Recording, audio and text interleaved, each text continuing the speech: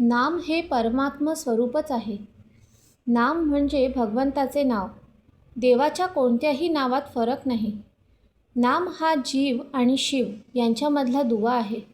नाम हे साध्य आहे आणि साधनही आहे. नाम सगुण आहे आणि निर्गुणही आहे. नामाचा आरंभ सगुणात आहे तर शेवट निर्गुणात आहे. आरंभ सगुणात आहे असे म्हणायचे कारण हे की भगवंत मुळात जो निराकार निर्गुण आहे तो जेव्हा सगुणात आला तेव्हाच त्याला नामरूप लागले आणि सगुण रूप नाहीसे झाले तरी नाम शिल्लकच राहिले, म्हणून ते निर्गुणही आहे. तेव्हा सगुण आणि निर्गुण भक्तीला नामाचा आधार आहे. नाम हा सत्संगाचा पाया आहे आणि कळसही आहे.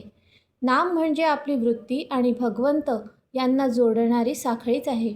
लग्न झाल्यावर स्त्री जशी नवऱ्याशी एकरूप होऊन जाते त्याप्रमाणे वृत्तीचे नामाशी लग्न होऊन ती नामरूप बनली पाहिजे. अन्नाला स्वतःची चव असते. त्याच्यामध्ये आपण आपली गोडी आणि आवड घालून नंतर ते खातो. पण नामाला स्वतःची अशी चव नाही. त्याच्यामध्ये आपणच आपली गोडी घालून ते घेतले पाहिजे. आपण जितकी जास्त गोडी त्यामध्ये घालू तितके ते अधिक गोड वाटेल.